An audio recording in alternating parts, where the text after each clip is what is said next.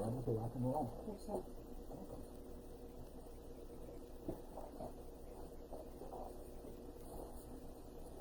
Just make sure Dad knows. Oh, yeah, it's live right now.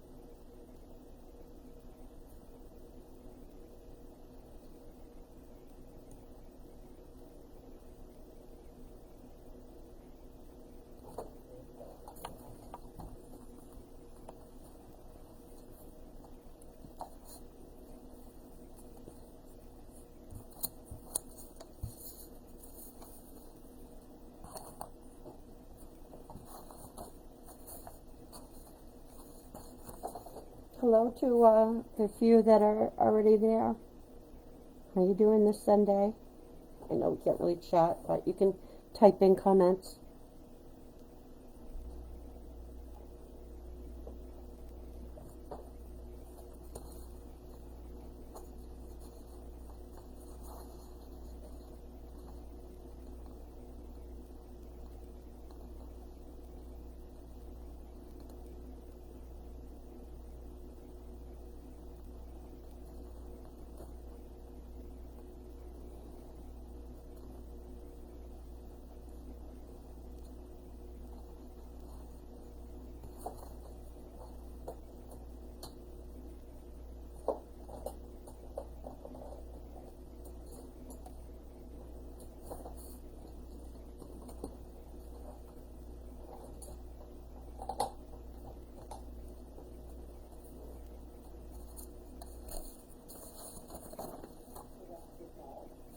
This one we actually need the Jack Richardson Dome sash today.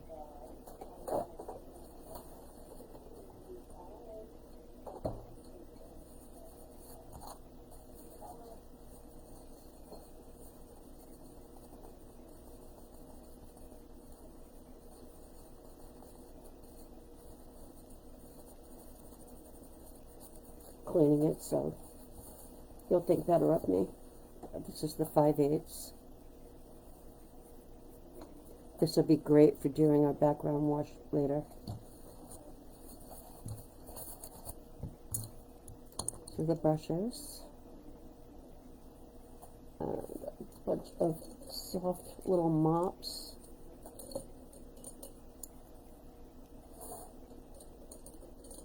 That should do it.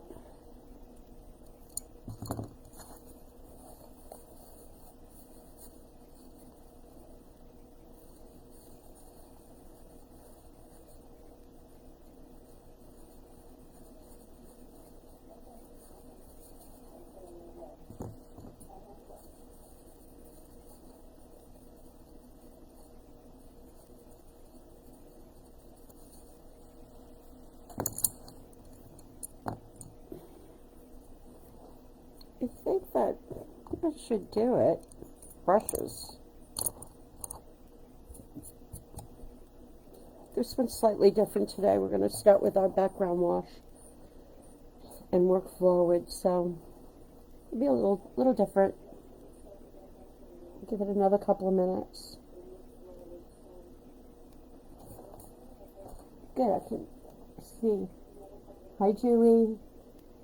Happy Sunday to you. Hi, Karen from California. Hi,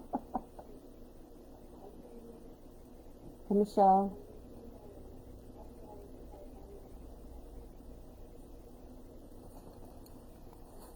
This has been so fun because they're relatively fast and just enough detail to make it a little interesting.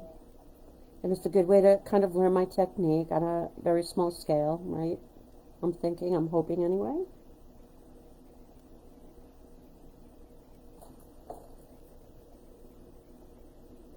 I'm from Rhode Island, Michelle.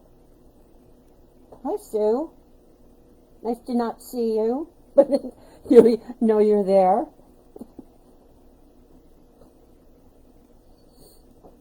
See, I knew there were other people that, like, browse Facebook on Sunday afternoons. I knew there'd be a few of you out there. We're in the throes of getting ready for net. If you're just kind of you haven't been watching the last couple of days, we're losing our minds, and yeah, so it's nice to take an hour or two to sit back and just kind of relax and chat away and forget about everything that's on my to-do list. Why we take this on is beyond me, but we say it every year. This is the last one, and yet again, we're still doing it. Once the work is done, it's magical, really. It's a great convention, and it's a lot of my New England friends and a lot of people that fly in or drive in from other states. It's got a nice small New England vibe to it. I always look forward to it, and I'm teaching 4 classes, so that'll be amazing. Keeps me busy too, and out of trouble. Although I still manage to get into trouble. No what, Sue? No browsing here? This is on your calendar. Oh, cool. Wow. Impressive. All right, let's begin, shall we?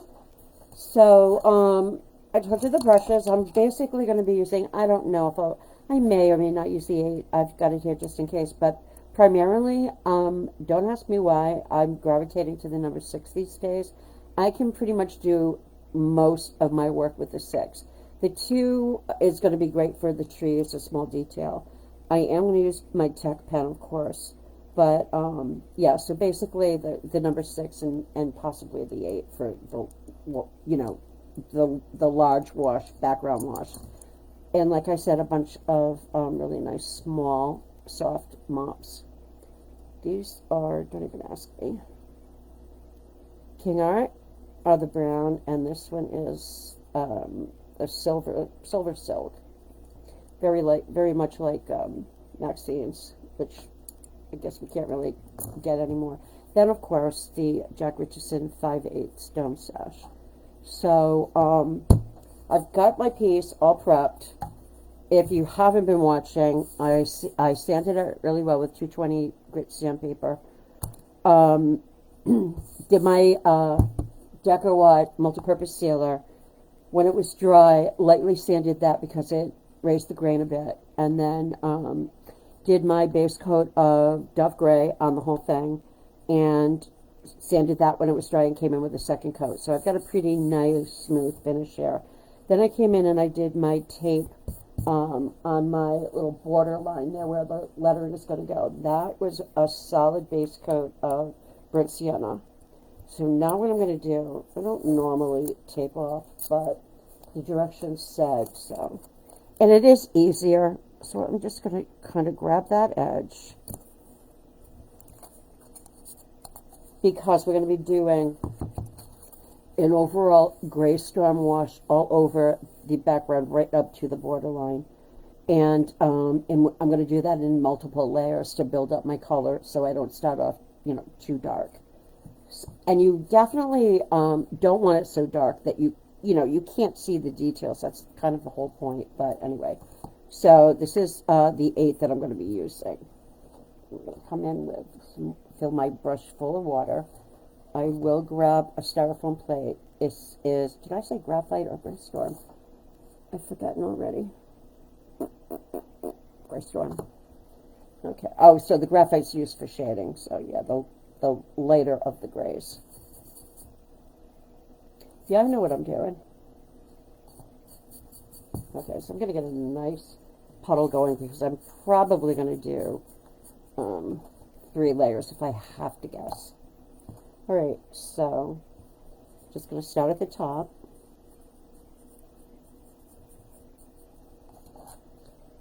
Pick up some more water.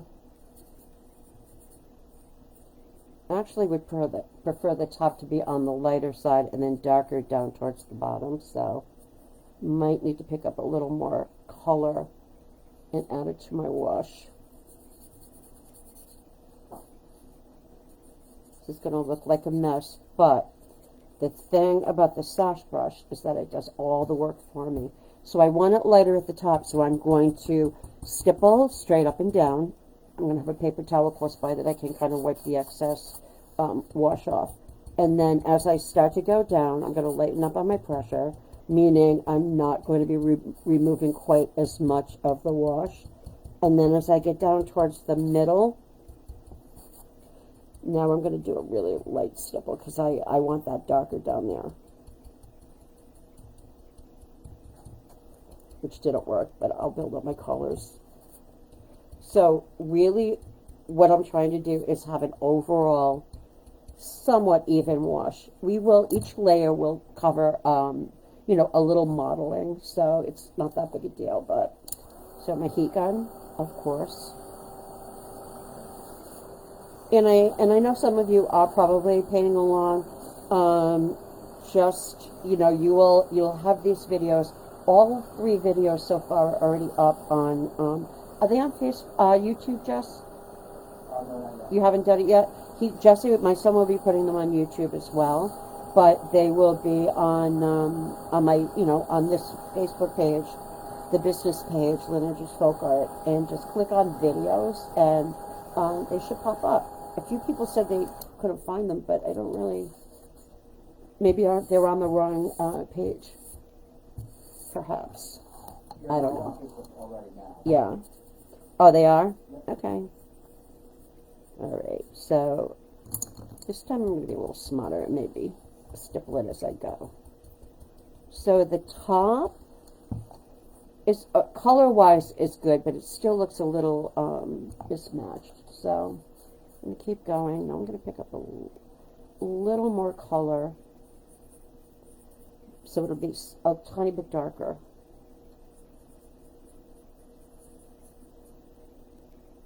And then maybe even darker down here. So immediately go to where I left off stippling. Now I'm going to lighten up on my pressure. Kind of blot that on a paper towel. Super light touch now. Just enough so that the bristles barely touch the wash, and we're just blending it out a little bit. Okay, I hope everybody can see this okay. It's not too much shine on there. Let me know if you can. Hi Jody, how are you? Hi Debbie.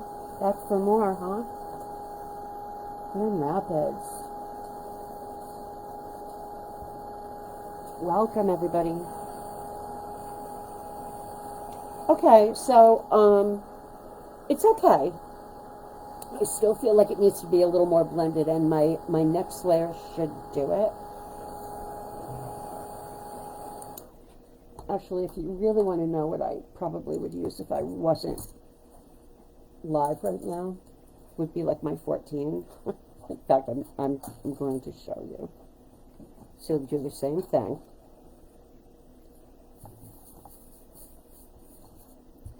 I'm sure that's cooled off. I'm going to come back in now.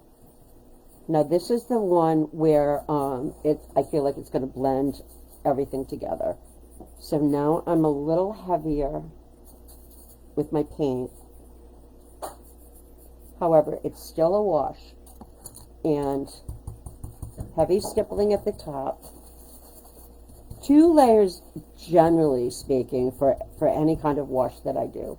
But 3 if I'm like working on a Father Christmas coat or something like that, to get it blended, especially if it's a darker color.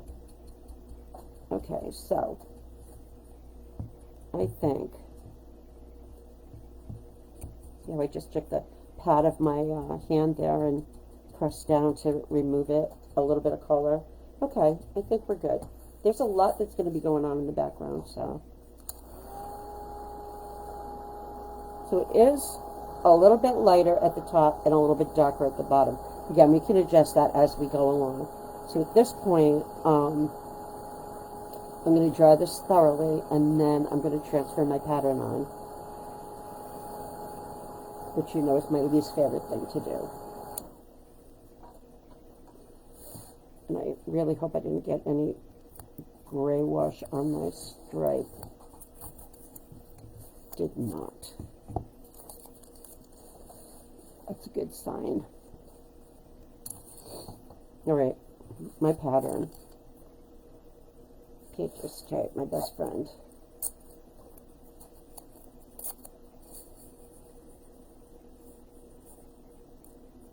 So, given your printer, all I'm really concerned about right here is lining up my Enchanted lettering stripe, and not so much worried about the rest of the design. That can pretty much be, you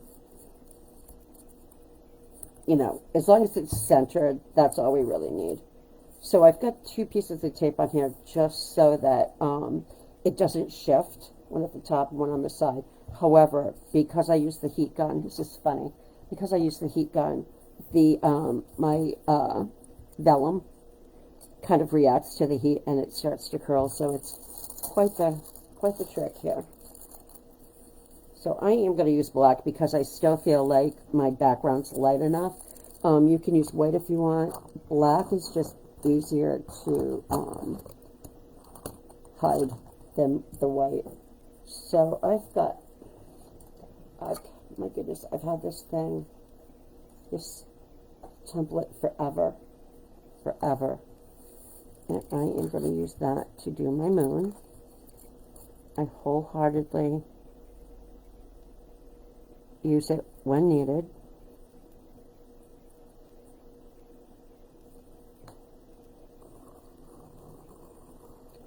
Right around, not through the house, but around the outside, obviously. Now I'm going to be smart and use my ruler.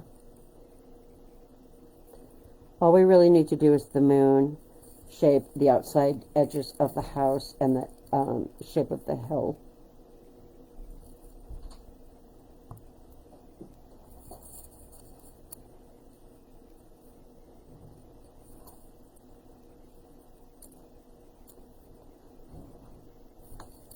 I've been painting up a storm for that. What's going to happen is when I come home, I'll probably crash. That usually happens.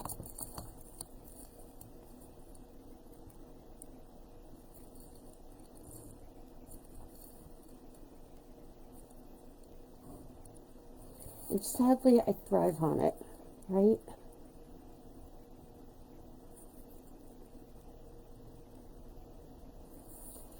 You could kind of sketch in the little pathway if you wanted to. I'm not going to bother, but it's absolutely fine if you do.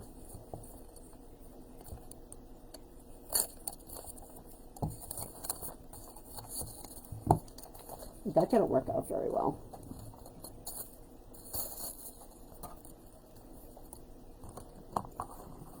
Plan B.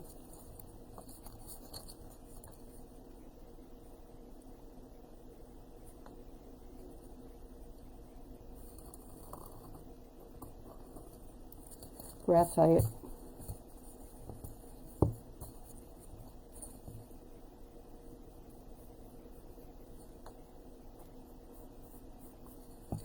Right.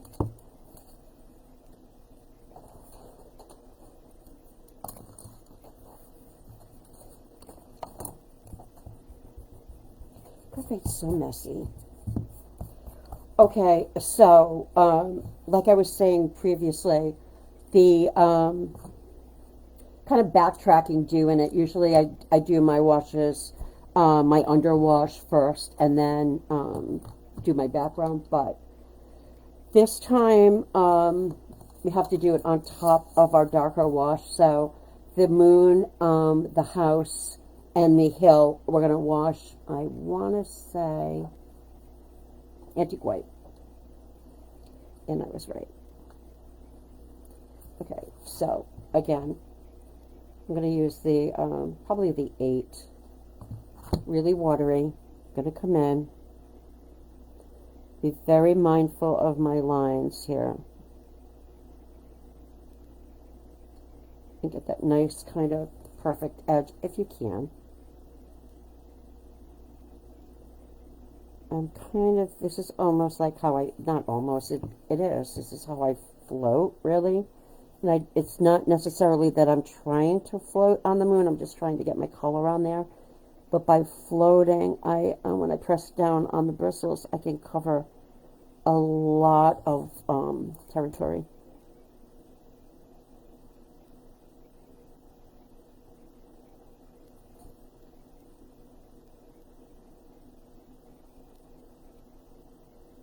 All right, and then just fill it in. And let's get that sash brush and just tap it.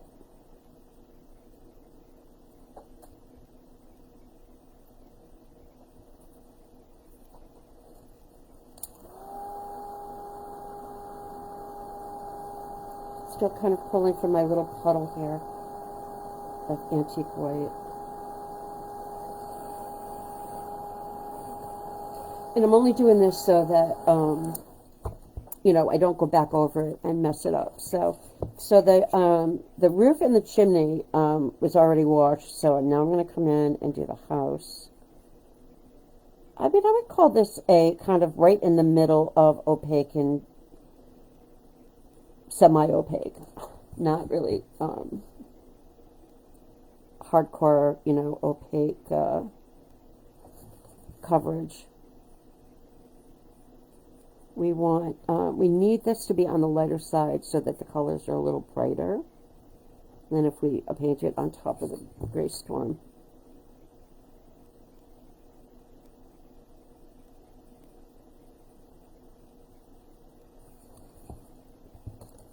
Okay, now I'm going to actually use a mop, soft little goat hair mop, and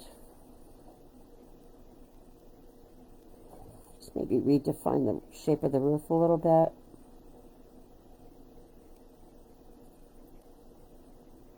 I don't think it really matters with the chimney. The house and the moon, I'll definitely be coming back in with another layer. And then the little hill, come in under the house. I'm going to drag it down. Then I'm going to just walk it down in the middle and then clean my brush, blot it a little bit, and wet those edges where you leave off so that when we go to mop it, it just kind of blends down into the gray storm. Okay. Give it a dry, then I'm going to do the same thing all over again and just build up that color a little bit more, then we can start painting.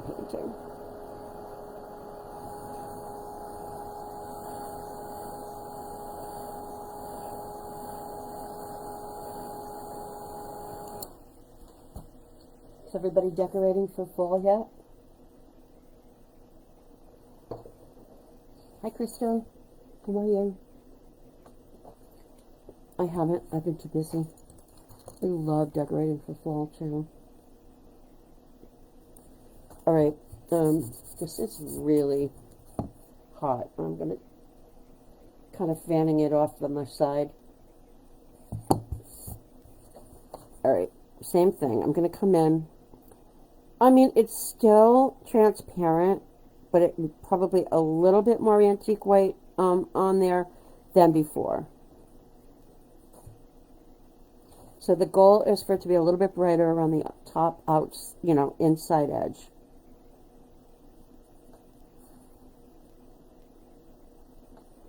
If you're new to my brushes or you are thinking about trying them, I would say if there was one size, if you're going to be working with small detail, I would say the 6 floater would be the one. If you're you do things like my Santas or something large, probably the 10 or the 14 might be good. But the thing is, too, the points on these brushes, really, no matter what size, are basically the same. I almost feel like, right, I could paint this with this large brush, although it might be a little bit of a stretch, but I think I could. All right, now I'm going to come back to the house, make that a little brighter.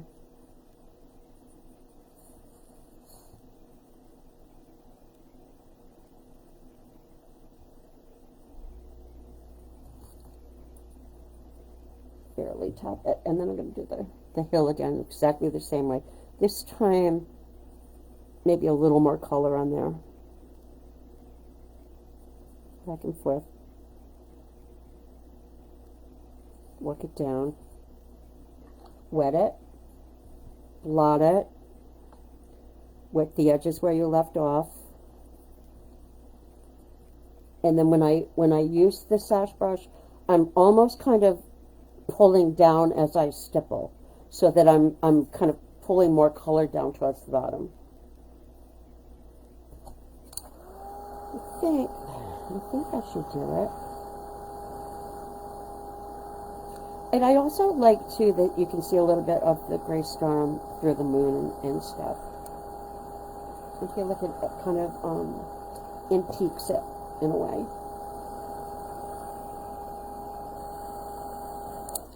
All right, the moon.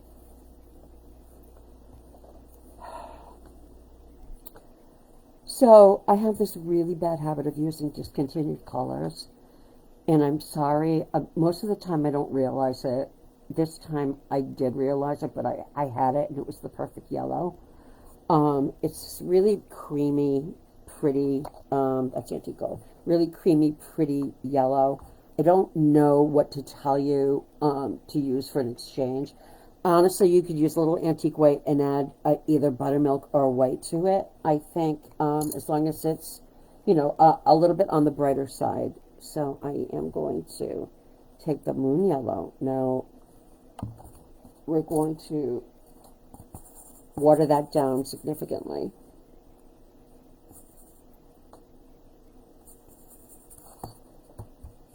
All cooled up, and we're going to come in, and we want the majority of the color at the top. Moon yellow. Also, if you did buy the pattern, I wrote that antique green was discontinued also, and let me just put this rumor to rest. It has not been discontinued, but I said that because when I went to order paint for my classes at NET, and I had 3 of the 4 classes I needed antique green, and it was not on DecoArt's website. So I just assumed that it was discontinued. So, but it is not. I think what happened was they had just probably run out. So I'm sorry if I have started spreading rumors. I didn't mean to. You don't think? Oh, that would be awesome if it's not.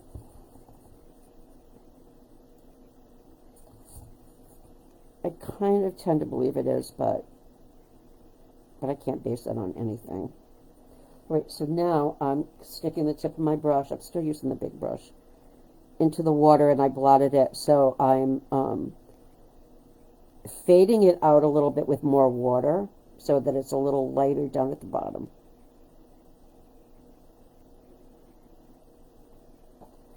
Okay, and continuing with the sash brush, I'm going to stipple down at the bottom and then really, really lightly at the top.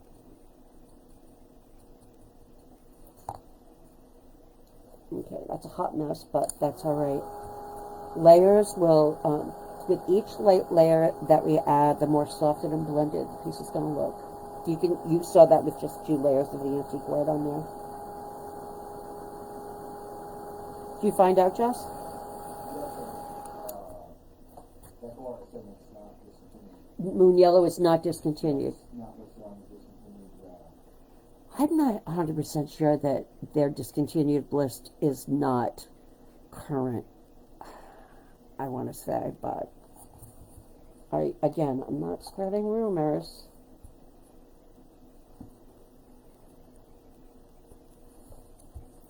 Okay, I'm going to come back in now. A little bit more of the Moon Yellow.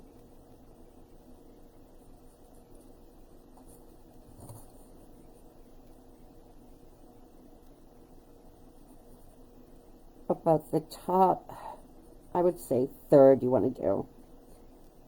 And then I'm going to pick up a little more water and continue down, but you know, because we have more water, it's going to be more transparent and lighter.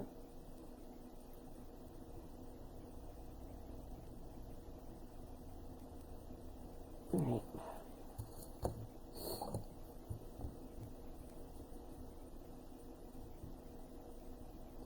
That I'm just going to leave.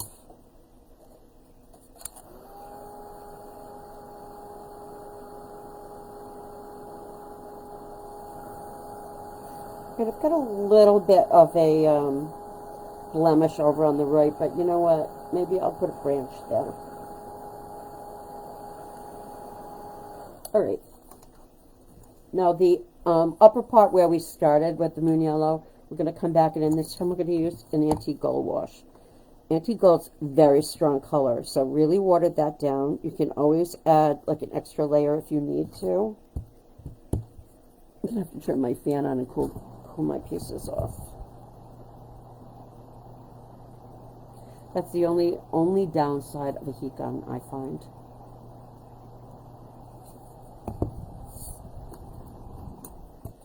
Alright, now this is going to make it very vibrant.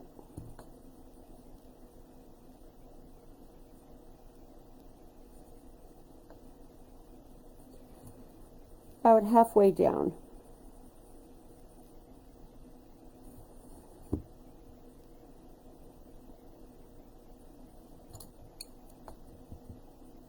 And where I leave off, that's where I'm going to mop first. Actually, I think I could get a little darker.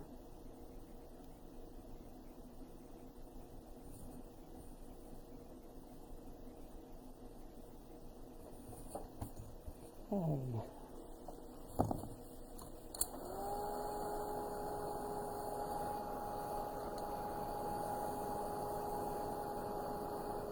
When you're happy with your color, we're going to come in, we're going to float around the outside edge of the moon with graphite. I'm going to do a float. It's pretty dark, but don't be deceived, because I did come in with a little bit of black. You don't have to do that at this point. Just let's stick to the graphite. I know that in itself is probably going to scare everybody, but so it is just a little bit darker than the Gray Storm. So this, again, I'm going to, you know, mix it with probably, if I had to guess, half water, half paint. However, I am going to blot that on a paper towel off to the side. And I am going to cool this off because it's still warm. Because you're basically, by doing that, going in, when your piece is still warm and you put your wash on, you pretty much cook it right on there. And I've done that. Well, I still continue to do it because I'm always in such a rush painting. So, not something I'm proud of.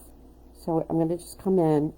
It's difficult just for me to start a float. I think it's difficult for pretty much everybody. Maybe I should just come in. That's what I'll do. I'll come in up against the house. Okay. Only this right up till we get to the moon. And now I'm going to take my time with that float. My brush has enough water on it where I'm not fighting with that float, but I also have time to go back and And I didn't load the tip of the brush with so much paint that I could keep going and going. I keep off to the side, keep coming in and just tipping it into my paint, and I mix it on my piece. A lot of times you'll see me go back and forth and back and forth. That's what I'm doing. I'm actually mixing my paint down into the bristles while I'm floating. I just did it again. I just tipped into the paint, because that gives me that little pop of super subtle color.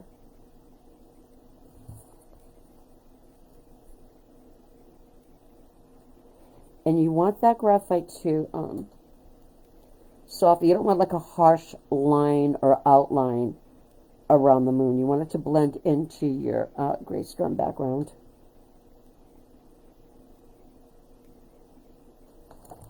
Okay.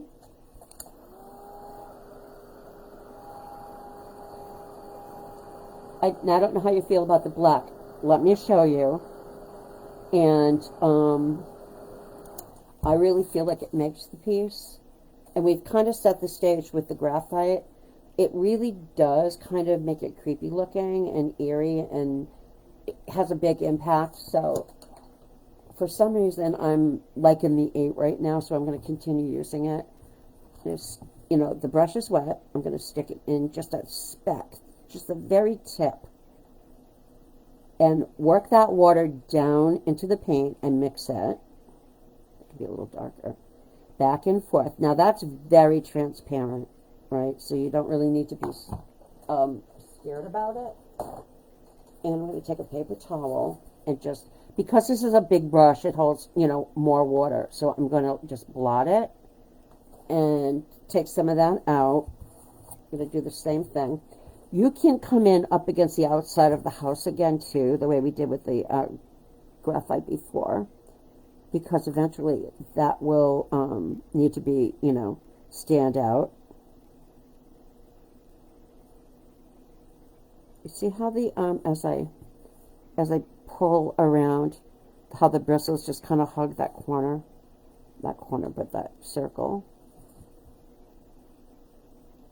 And if you feel that you're getting a banding effect, walk it out a little bit.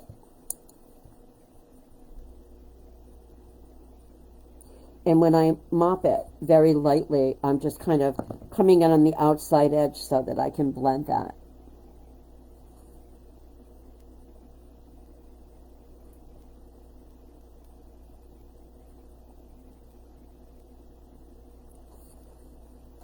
We're going to have clouds back there and bats and all kinds of stuff. Oh, I'm having a hard time seeing. I have cataracts that need to be addressed, so if I pronounce your names wrong, it's not intentional. She says as she's painting, right? That's going to fill you with a lot of confidence.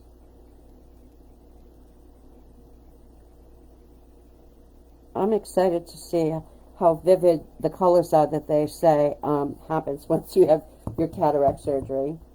I know it's no big deal. I am a little nervous about it, but I'm more excited about having it done than not. Right. I mean, you could come in and do another layer of black. I won't do that, though. I wouldn't do that to you. Okay. So there's a little blob of black wash there. Honestly, though, look you're not even going to notice it because of the trees and everything. And all we really need is that nice dark wash around the outside of the moon, whether it's just gray storm or if you picked up a little bit of black. Okay, you good? Spanish orange colored pencil. I'm surprised that I had you do this now, but let's do it. So that's like my new kick, enhancing my painting with a little bit of colored pencil. Prismacolor Premier. This is Spanish orange, 1003, and I love it. It's just I don't have the patience to do a whole thing with colored pencil, but just to enhance some of the color, I hope this shows up. I'm just kind of coming in now. Little circular motion, light pressure, because I don't want to press down hard and burnish it, you know. I'll do that with a brush afterwards, but yeah, because if I want to add more layer to it, if I press down hard, you get that kind of waxy finish, and yeah, you don't want to do that. I'm not doing it everywhere, but mostly at the top. So what I was saying about burnishing, I take like a number 4 stippler and come in and I just dry brush on top of it, and it softens it and blends it. And again, really light touch. But if I wanted to add more to this, I would be able to. Okay. Ooh, I love that. Okay. Now what? What am I doing? Paint the clouds. Buttermilk. Oh, these are so fun. I mean, nothing to them. I'm going to jump on with my number 6 now. The clouds are buttermilk. And work that in. A little pop of. You don't want these really dark. You know, again, it's just subtle. If you want to start kind of somewhere not in the forefront, maybe one over here. I've got one. I just did like a little line, and then from that, I kind of just wiggled the tip of my brush. I'm holding my brush more horizontal, right? And then I take my finger and kind of mop it. So that seems to be just enough to, you know, leave a little bit of color without it being really bright, because we don't want it bright. Then I've got one right about here. You don't want perfect clouds. Clouds aren't perfect, right? So I may or may not need to go back over these with a second layer, but that's no big deal. And this is a little bit bigger one over here.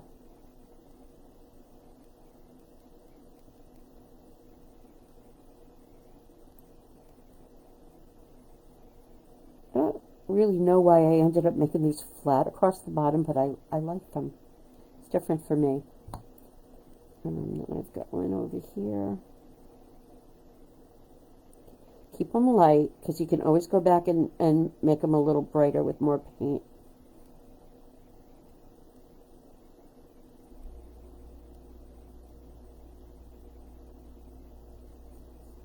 Couldn't be any easier, right?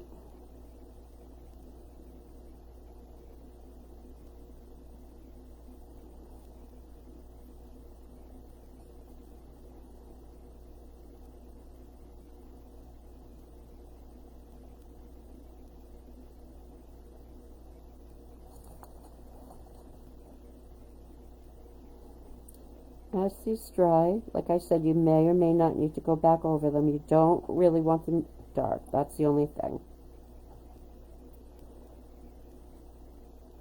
Sometimes I use so much water that when it dries, you can barely see things, so. Alright, and then up here,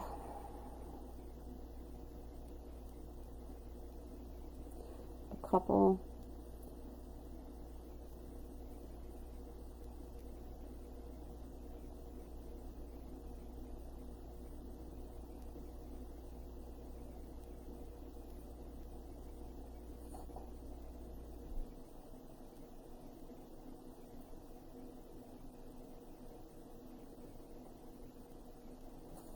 Fun.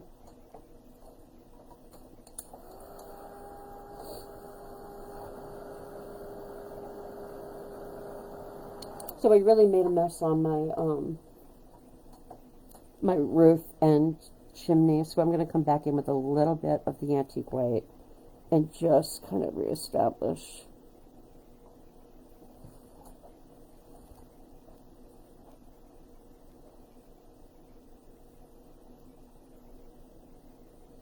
The chimney doesn't matter because that's going to be black, but the roof, we're going to be doing a burnt umber wash on that next, so you will see some of that yellow through it.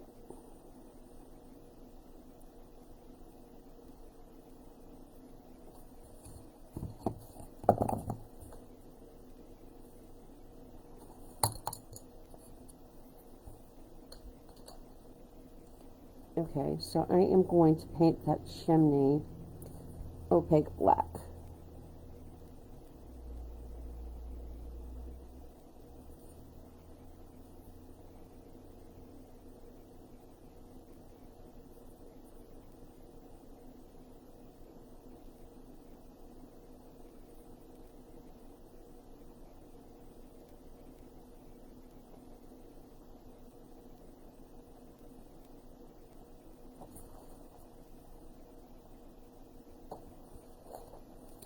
And then they're just little stones on there, and they're just a brush mix of a combination of maybe milk chocolate, black and white to make a little gray, or and then some buttermilk. Just a few little random scattered. Actually, I've got some dark gray here I want to pick up a little bit. Just make some little kind of uneven rock shapes. Maybe some milk chocolate, if that shows up a little bit. Yeah, it does. And maybe some burnt umber mixed with buttermilk for a softer brown.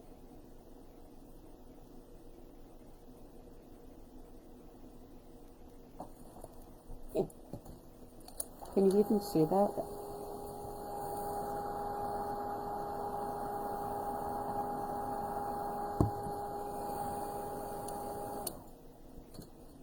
Okay, so because we've already got our float in around the moon, we can do our smoke. And the way I do that, I just take my brush with water on it and do like a little wet the area where the smoke is going to be. You want it uneven and, you know, pretty watery. And you're going to take some buttermilk and you're going to water that down.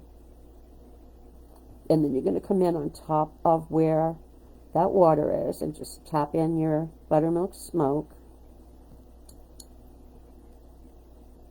And I usually try and like grab the edges more than the actual center of it.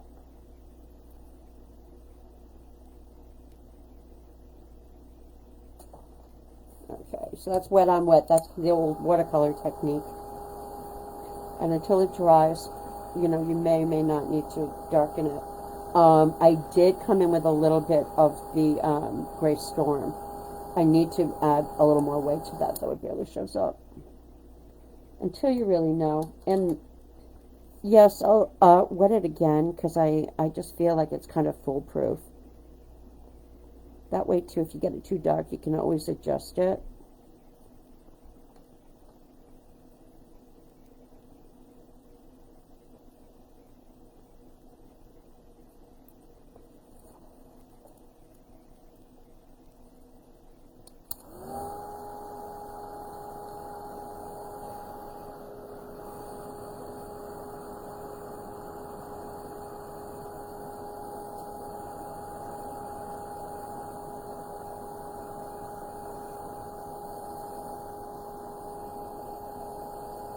And you can always come in with a little bit of Gray Storm. Kind of help it along a little bit. Yeah. Not the best smoke I've ever done, but it's okay. We've got our clouds, we've got our smoke chimney. The roof is a wash of burnt umber.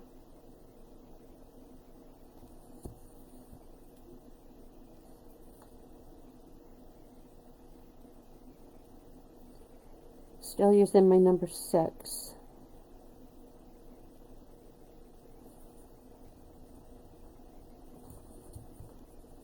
So that's my problem, my biggest problem. I don't wait for my pieces to cool off and then my wash is dry on there and I create more problems for myself,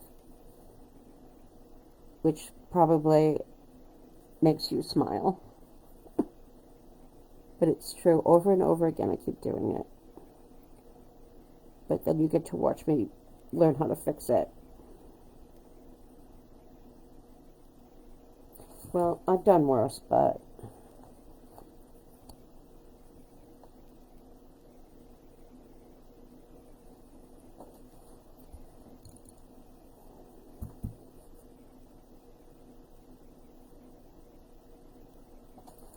yeah, you can see where it started to dry right there. That's all right. We'll fix it.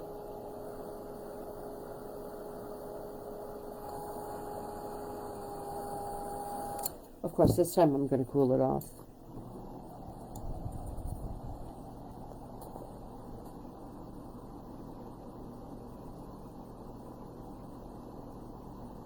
You need to practice, Helen.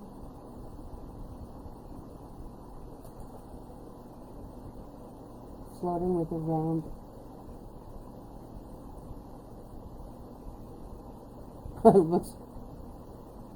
It's the same the same idea. It's just I mean, it definitely takes some doing.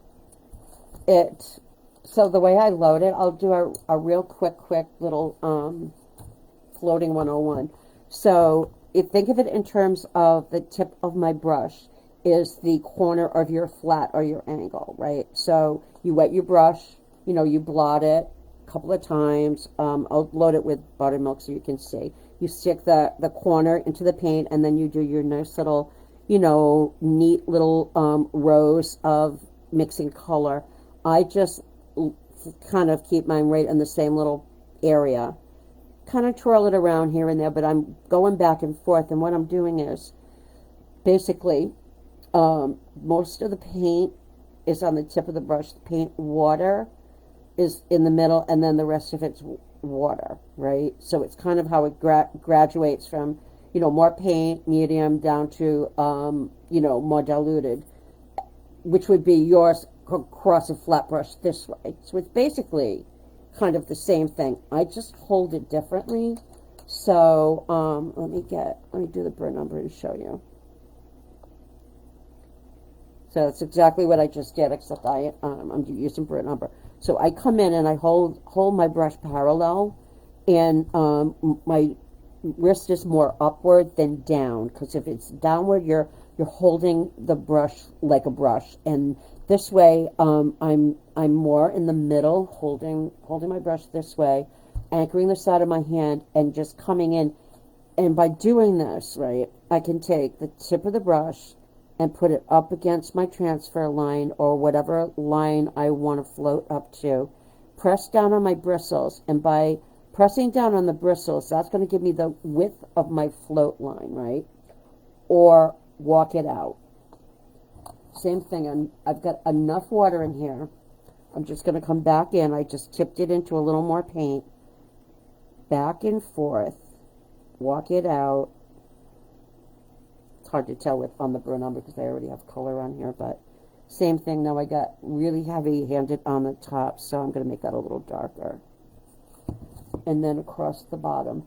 And I usually will do that when possible. Come in and do the four sides and float along them, and by the time I get to my fourth side, they kind of meet in the middle, and I don't have to worry about filling that in, if that makes sense. And then I'll take my mop just lightly and kind of stipple the center. So I've got nice dark edges that kind of melt into each other in the center, and then the center's a little bit lighter. I hope that makes sense. I know what I mean. Actually, you'll be able to see this better. So we're going to shade either side of the roof now. So I'm going to take a little bit of that black. This is really, really diluted.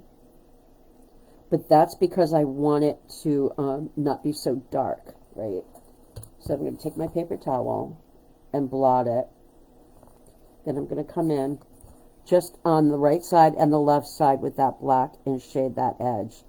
And this way, see how it's darker right up against the edge? And then as I press down on my brush, it gradually gets lighter. That's my float.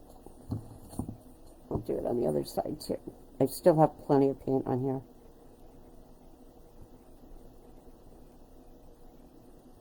Work it out a little bit. mop back into it. Generally don't touch the edges where I want the shading. And that's all I do. That's my version of floating. So I'll show you now on the house, which we're going to wash honey brown, but I'll do it as a float. So I'm still using the number 6. I'm wetting my brush, sticking it into the honey brown. My first layer, like I said, I always, err on the side of caution and do a light layer. So I'm going to come in, I'm going to float right up against that edge. Put the tip of my brush right where, I want to float up to, pressing down on my bristles. And see how far I floated that edge? Now, that being said, I'll take that and kind of walk it towards the middle, and then I'm going to flip it around. I just tipped my brush into the honey brown again, so it's going to be a little bit darker.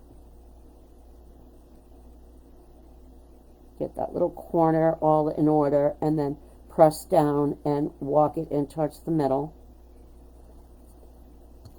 Need a clean mop. Press down just ever so lightly. And mop more towards the center. Okay, so I'll do probably one more layer. That's really, really light. We want this with a bit more color on it.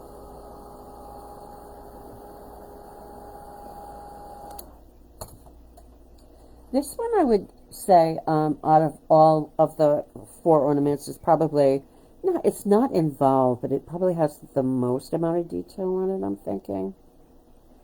So you can see I still have a ton of water on there, but more paint this time. It's just easier once you have like a little bit of color already on there to be a little bolder. You know what I'm going to do? Don't laugh, but take my sash brush and just tap it.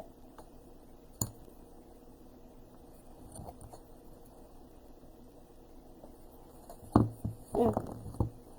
That's about the amount of color you want on there.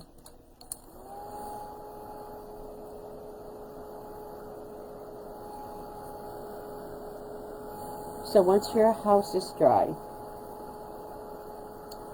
I'm going to come in with, you can use graphite, you could use a little bit of black. We're going to come in and we're going to float. Again, same thing, this is the graphite. I'm going to float up against the outside edges of the house, and that includes like on the moon here. So that doesn't really show up. So I'm going to pick up black. Start down here.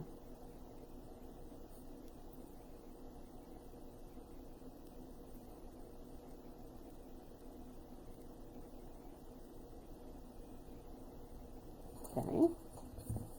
Does that freak you out?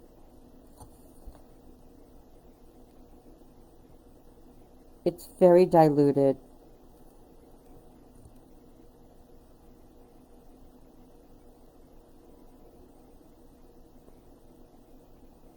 Back and forth, back and forth. Get rid of those transfer lines. Okay. Yeah. Dry it.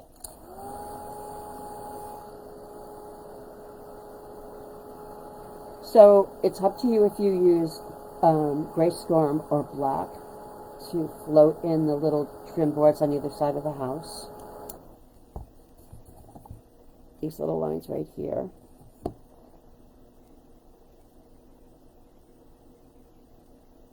Just eyeballing it.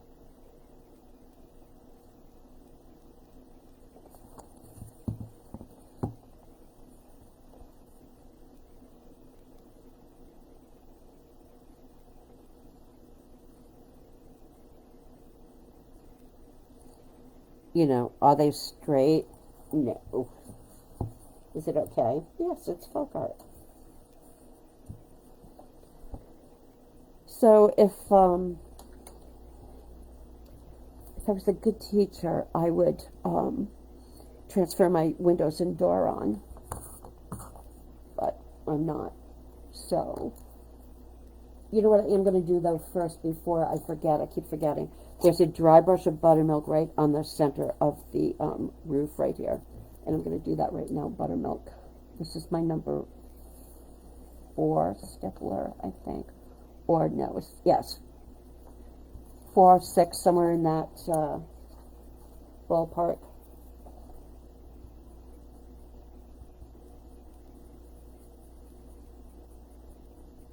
A very heavy hand when it comes to dry brushing. I don't understand why I can't be better at it. Okay, so I'm gonna again just eyeball it. What I am gonna do though is come in. I got a little messy up here under the house. Clean that edge up a little bit. Mop. Get rid of that bristle. Ugh. And the door is going to be opaque burnt sienna.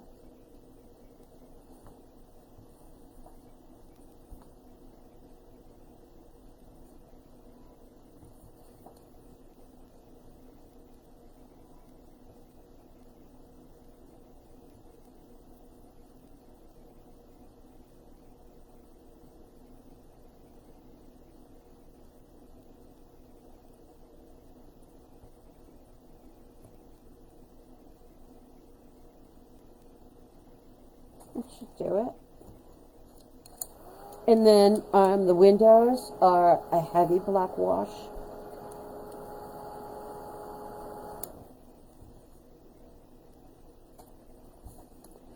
I really do feel like I should at least pencil it in. No, I don't want you to think less of me.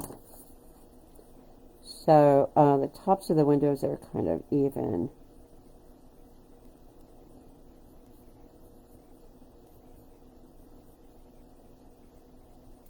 Eyeball, and then I gauge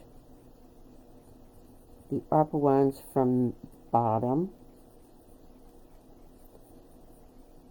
You ever wonder when you look at my pieces and think they're like cockeyed or uneven? That's why. Because they are. Okay, so this is black. And my windows, I kind of do the same way. I come in and float up against the edge.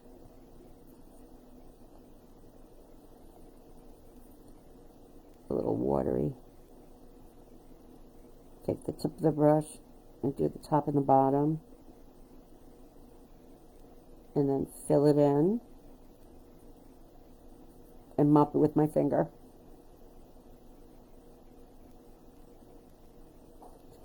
I do have a tiny bit too much water on here, but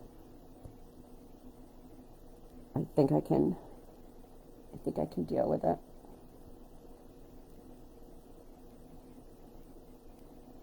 Do you guys have any questions? You can type them in. Love watching you paint. Aw, thank you, Denise. Hi, honey, how are you? Well, I am here with a... Oh, my gosh, a broken... Whoa, what did you do? Are you coming to net? Denise, man, you don't fool around, do you? If you're gonna mess yourself up, right? You go all out. Oh. Well, thank you for spending your afternoon with me, honey. I hope you feel better and are on the mend.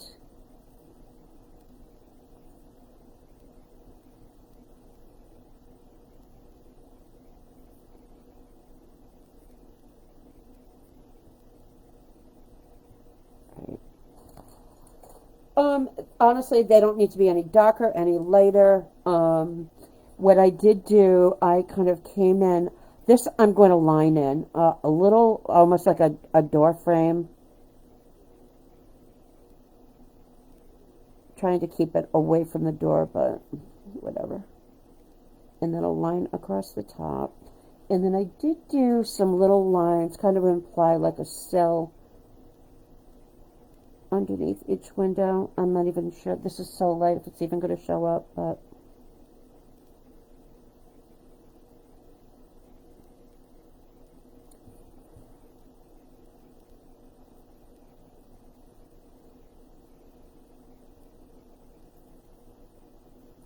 okay.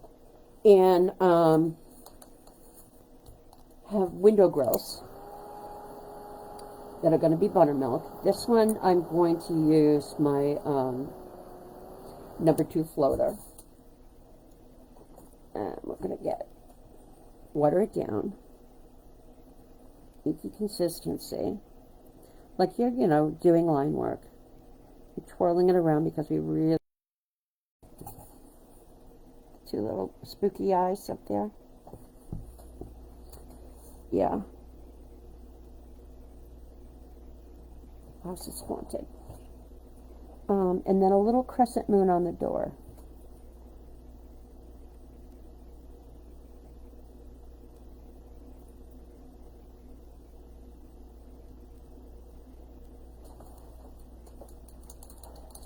Okay.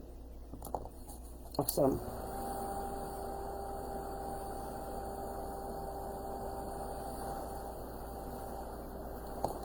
All right, diving right in. No rest for the weary. I'm going to come in with Plantation Pine, which is a super transparent color anyway, and we're going to wash that in on the hill.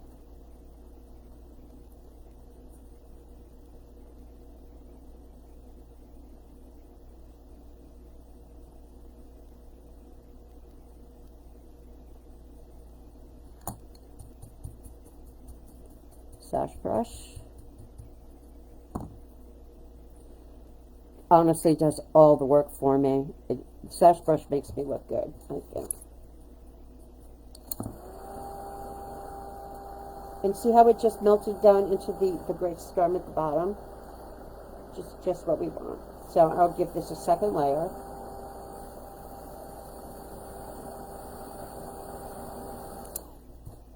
This is the first time that I've ever done cloths like this. I really like them. I think I'll be doing more.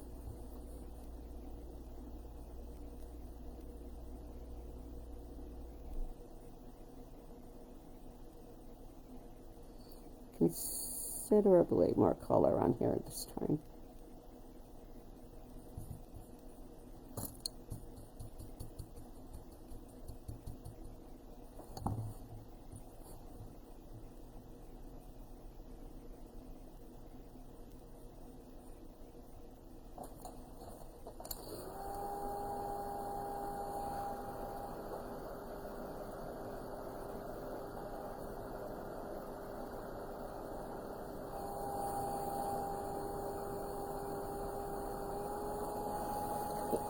Got some Plantation Pine on my border. I should have just kept that. Oh, that's my chocolate.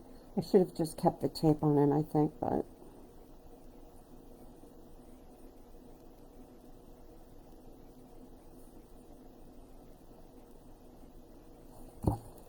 All right, now we're going to do the same thing with Antique Green. The one I started the rumor about being discontinued, but it's not. Just an overwash or like a glaze of that on top. Love the combination of those 2 greens.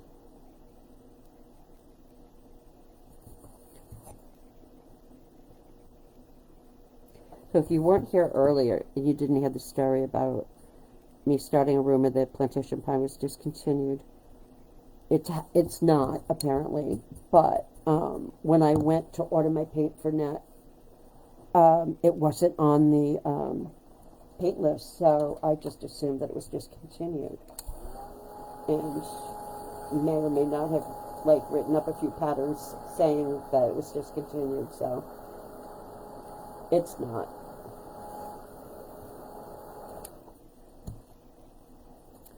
All right,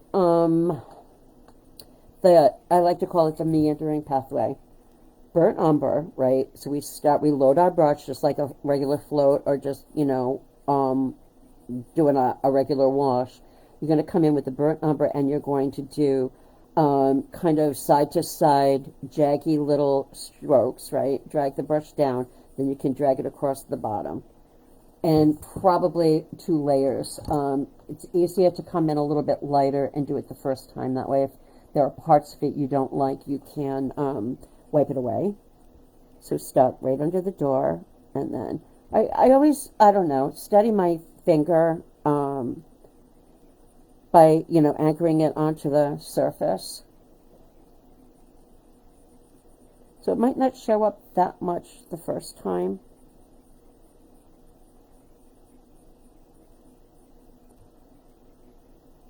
Seems like it goes out quite a bit there. And maybe a little more here, and then pretty dark down by the edge here.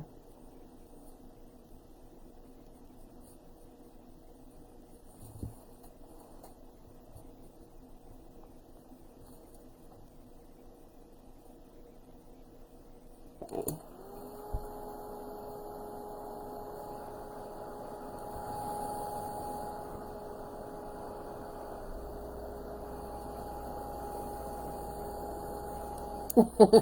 Sharon.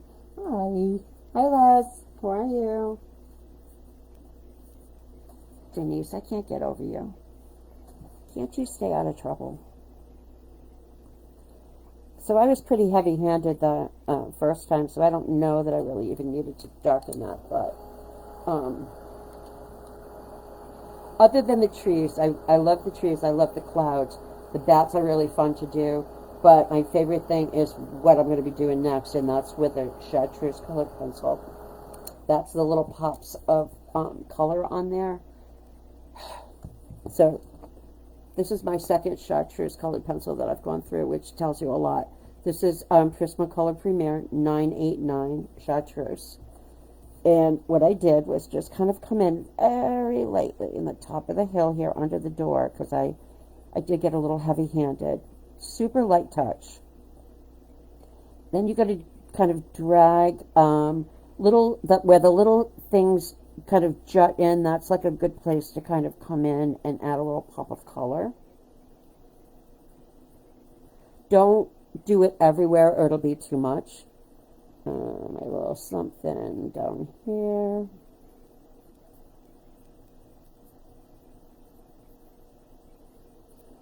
Or something. Don't try not to make them like match up. You want them different in different areas. Maybe a little something here.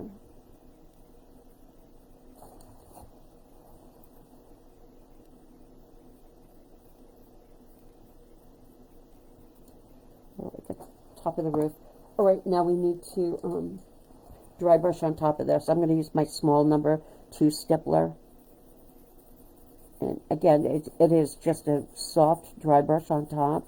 Gets rid of all the little lines that you see.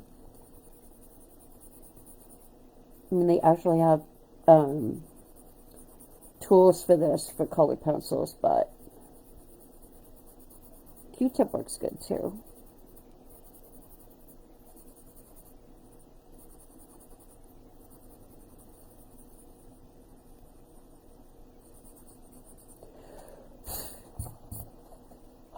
Love it.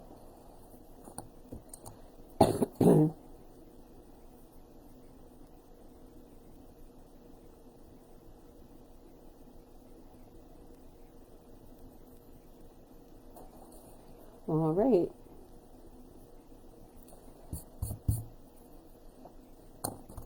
There are little blades of grass. I did them with, I want to say antique white. Pretty sure it was antique white. Little clusters of grass here and there on the hillside. I like to do them up against the house down at the, right across the base, the foundation. And I like to challenge myself and see how just tiny I can get them.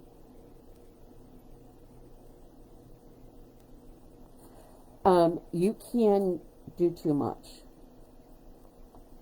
especially if you think it's fun, right? Yeah. All right, so like right here would be a good place for a few. And, you know, make them kind of go in different directions. Looks a little more realistic that way, I think. Ugh.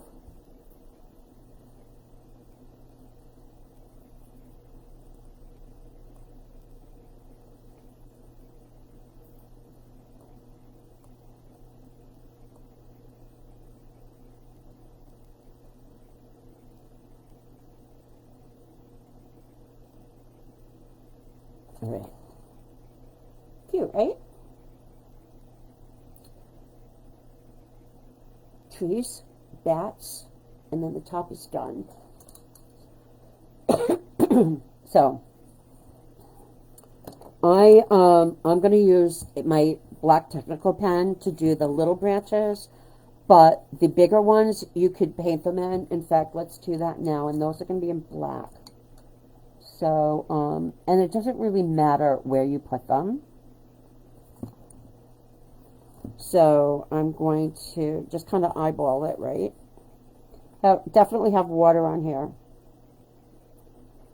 So this is going to be a larger one. Maybe have this branch come out like that. I've got another one that's kind of, whoop, that's a lot of water on there.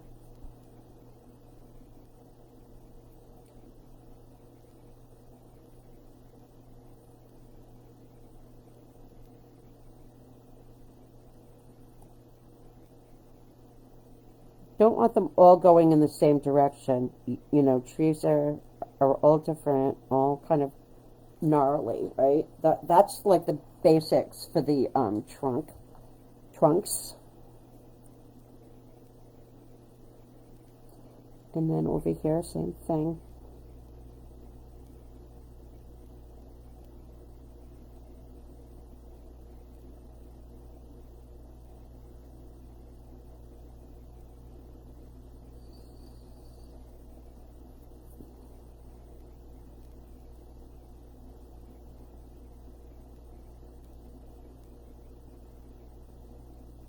I just keep going until, honestly, till I feel like I don't want to do it anymore. It's not awful. I'm going to dry that, and then I'm going to come in with my Gel pen. You can use a regular fine point marker. I will say, though, the Sakura Micron is very, to me, I think that's like the most water soluble, so I would try and stay away from that one. A really, really good marker for you would be the Shuttle Up Permanent Marker, and it is permanent. That's the only downside. If you get it on there and you make a mistake, it's not coming up. It's not the finest point. It's probably would be good for like the writing, but it's, let me do a couple.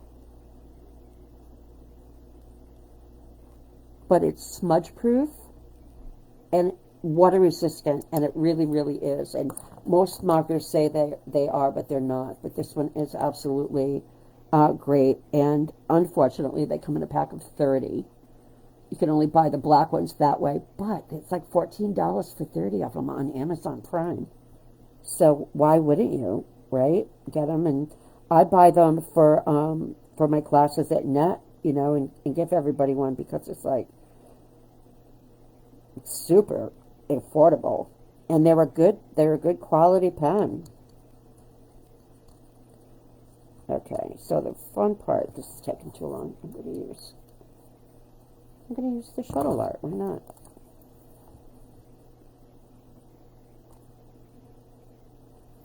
Like I said, the only thing I don't like about it is I wish it was a little bit finer point.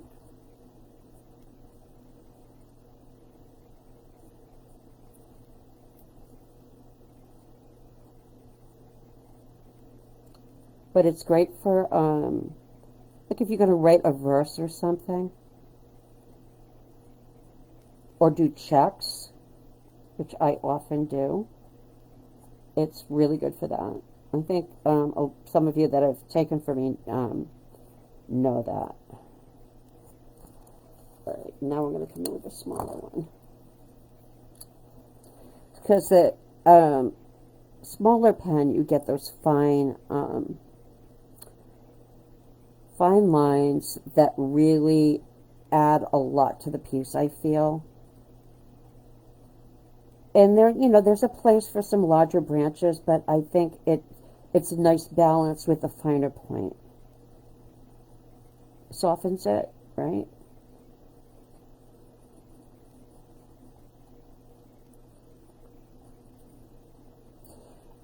With any marker, with any technical pen, the lighter your pressure, the better you're going to get it to work. If you bear down, you're going to stop the flow of ink.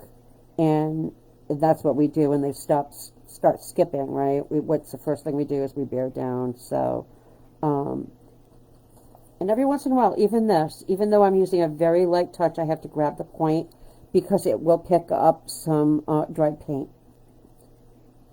But it's worth it.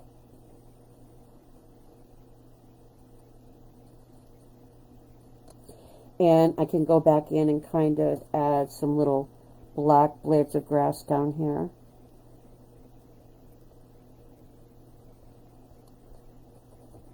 I don't want to spend a lot of time doing this, but I want it finished.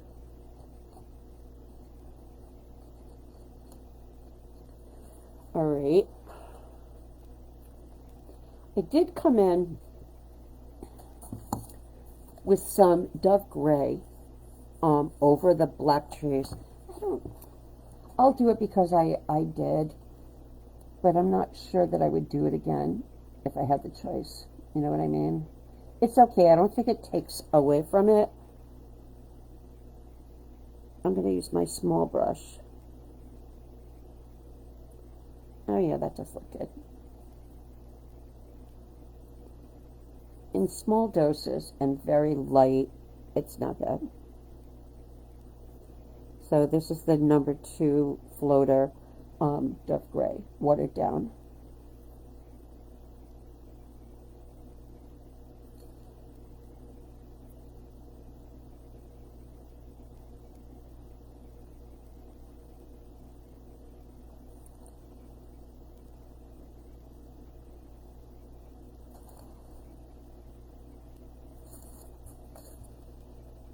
All right. My problems is always knowing when to stop. All right. Last thing I'm going to do is come in with a little bit of black.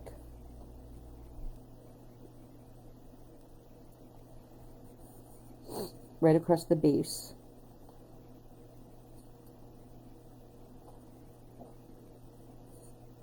Watered down black. A black float right across the top of the burnt sienna band. I'm not going to do the lettering until the end. It's usually the last thing I do. While we're still working with pens or whatever you're using, I am going to just draw in the bats.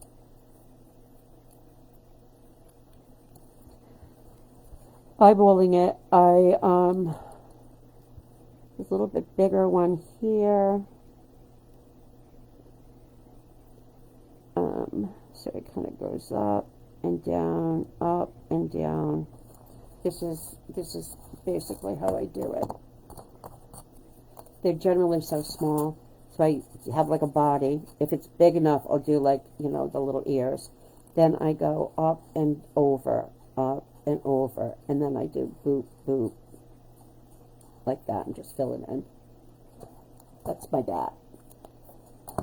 Only really small.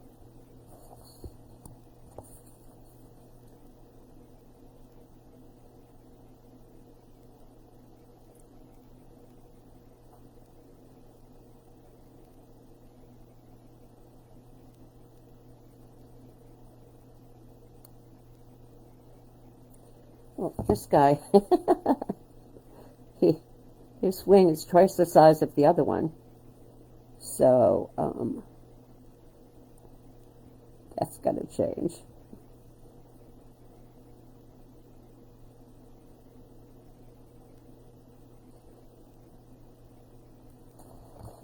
still pretty uneven, but whatever.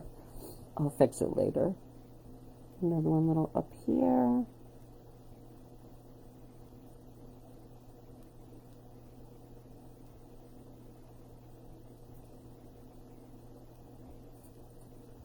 And then a little tiny one up here.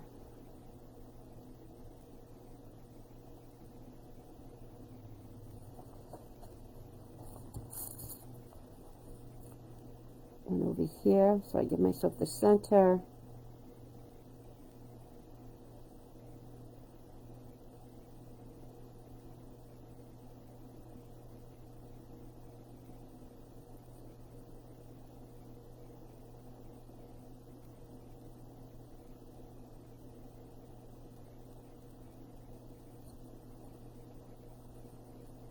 Goodness.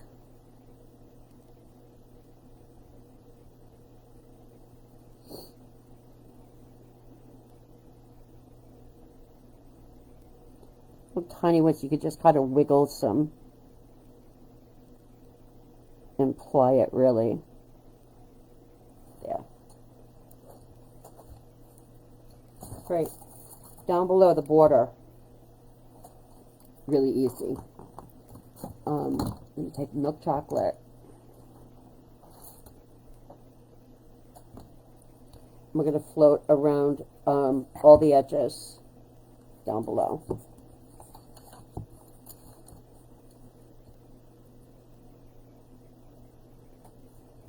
Okay.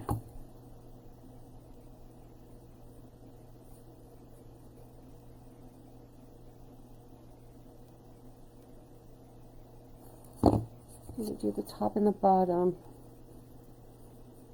first. Lightly mop it.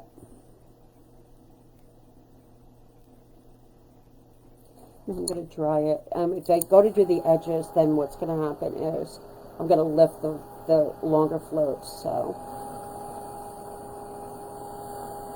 don't want to do that.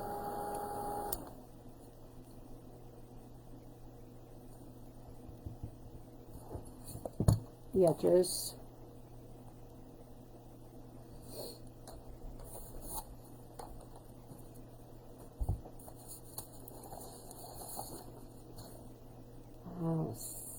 Anything else?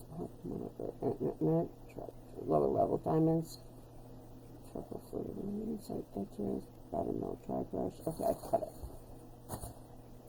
Dry it.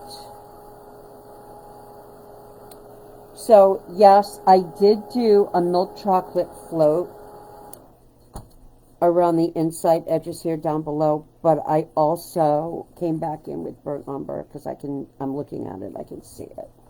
So, if you like that milk chocolate, I kind of do.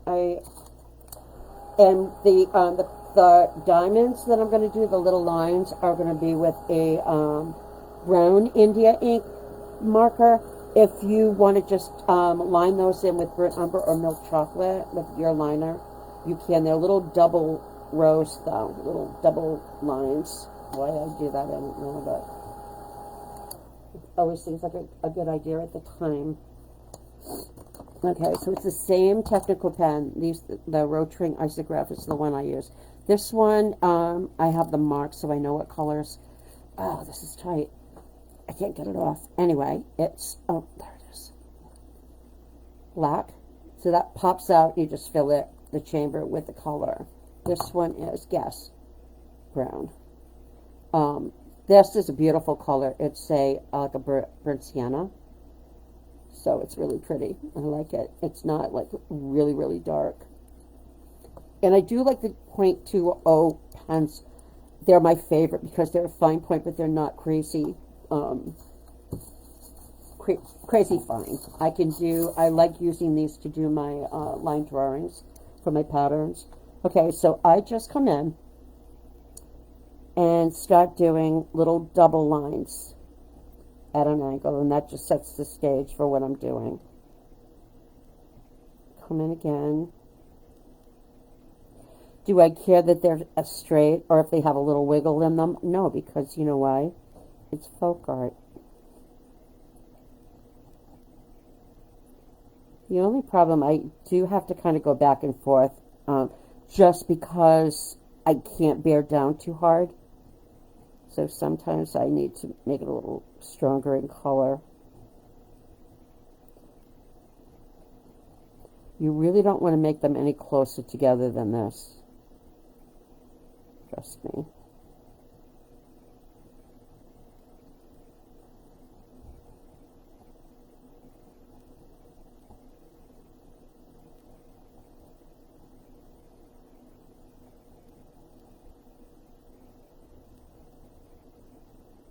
All right, and kind of flip it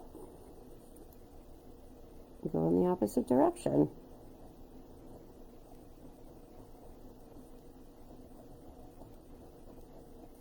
Trying to keep them same distance if possible.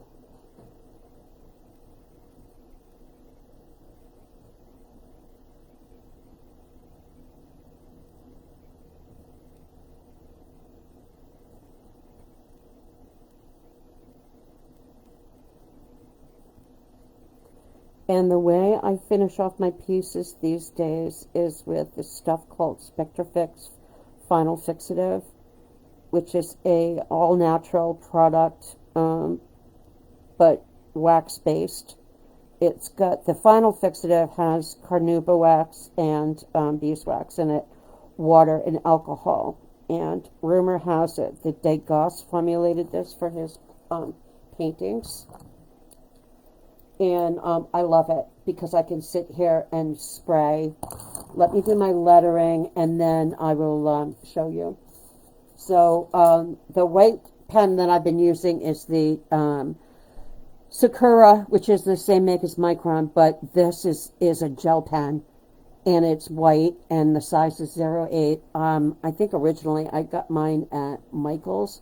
I just bought a ton of them through Amazon. I don't know what they are. They're I think they're under a couple of dollars, but anyway, I just honestly, you can transfer my lettering on if you want and try and copy it, or just go for it. Somebody had posted a picture. They kind of did their lettering curved. I really wish I had thought of that. It looked so good. But you could put anything on there. Any kind of lettering or writing or whatever, but here we go. Enchanted.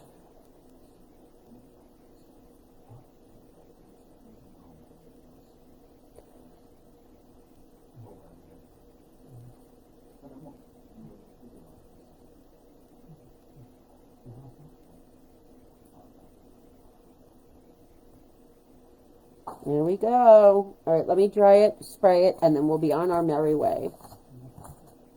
Really great pen for the money. So, this is what I use. Spectrafix Final Fixative.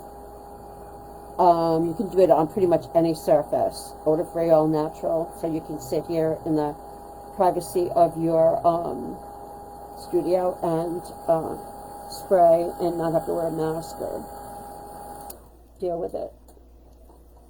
So what I do, I take this and I put it into, because this is a pump bottle, you get little droplets. So what I like to do is put it in I bought this couple of aerosol misters on Amazon and just dump this into the bottle, and I've got that one.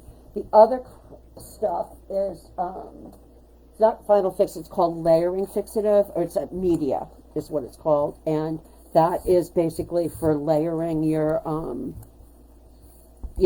protecting your layers as you paint or draw or whatever you're working on. Okay, so shake it up and then do a fine little mist on it. Wouldn't it be funny if it started to disintegrate right now and live feed on Facebook? But I mean, I've done it so many times. And also, it's you can use your heat gun to dry it, which is a big plus in my book, because I'll usually do three light layers. So that's my first one. Then I'll come back in and do a second light layer, and I may or may not do a third, but it leaves a really beautiful sheen Here's my piece. I don't know if you can kind of see it, or yeah, you can a little bit, right? And it's not to the point where you can't go back and actually paint on top of it or ink on top of it, because you can. But I don't know. I love it, and that's what I've been using. Judy Westigod is the one that told me about it. This taking a class, or we were on something together, and she mentioned it. She said, "I think you'd love it." And I immediately went and ordered it, and I've been using it ever since. That was probably a year and a half ago, maybe. So I have it. I carry it. It's on the Amazon. It is on Dick Blick. You can buy it right from the manufacturer in California. So that's my story. Thank you for watching. This has been fun. Where are my others? And the series is complete. Great. Let me get them all in there. Oh, scooching. There we go, my friends. Thank you so much for watching. I loved it. I'm reading your comments now. Thank you so much, everyone. Have a blessed rest of your day. And this video will be up there with the other three probably when, Jesse? Tomorrow, maybe? Probably tonight. Maybe tonight. Keep our fingers crossed. But the other three are already up there, and they're on my Facebook page, my business Lynn Andrews Folk Art page. And just click on videos, and they come right up. I know people were saying they had a problem, but I don't really know what, unless they were just on a different page. I have three pages, so you want Lynn Andrews Folk Art. That's the one. And they're going to be there for, indefinitely. I am not, there's no period of time where they disappear. There also will at some point be on YouTube as well. So just for reference, if you want a little refresher on the crazy floating or whatever. Thanks, Debbie. We will. Once we get, get everything done and packed up, then I'll be fine. All right, everyone. Thank you so much. Have a great day. Bye. Thanks. Same on your end.